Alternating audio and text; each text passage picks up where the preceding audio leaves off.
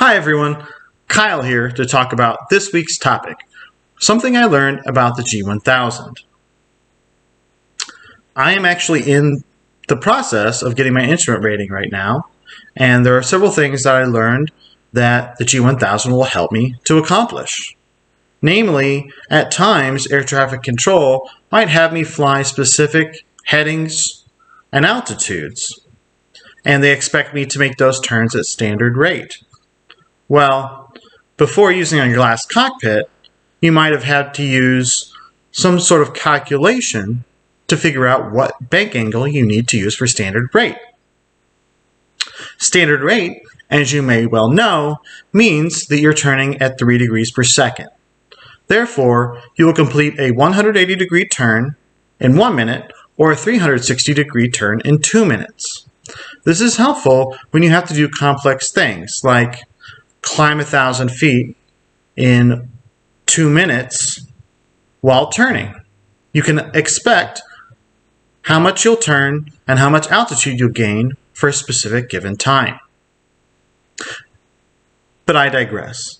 What the G1000 does is it helps me remember those assignments, particularly through its features found around the PFD and MFD. For example, the MFD and PFD both have buttons on the left bezel, one that says heading, or HDG is the proper label, and the other says ALT for altitude.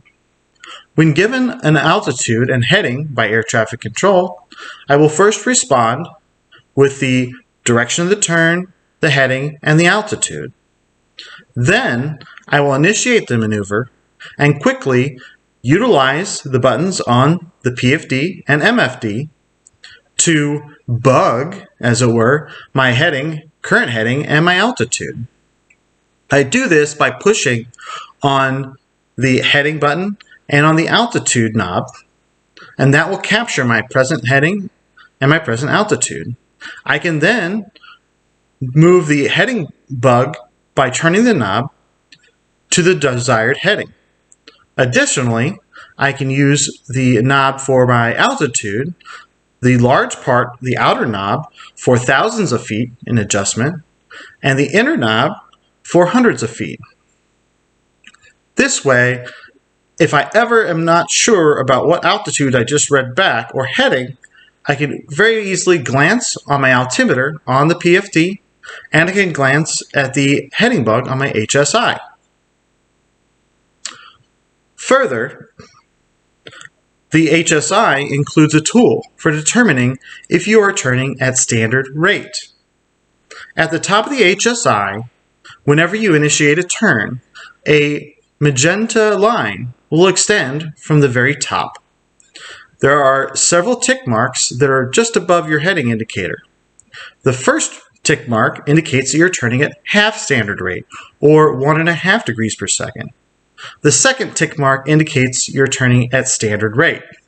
If you go much past that, there will simply become an arrow that indicates you're turning faster than standard rate.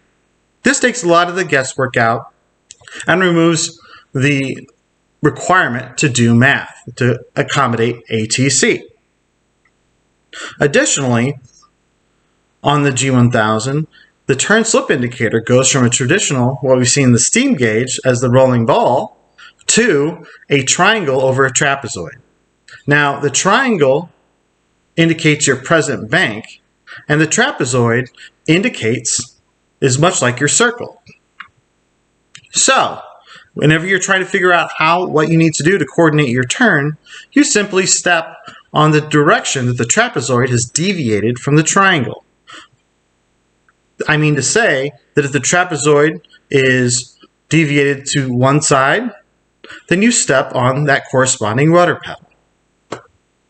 I'm very excited about all the tools the G1000 has to offer, and I can't wait to find out more. God bless you all and have a great night.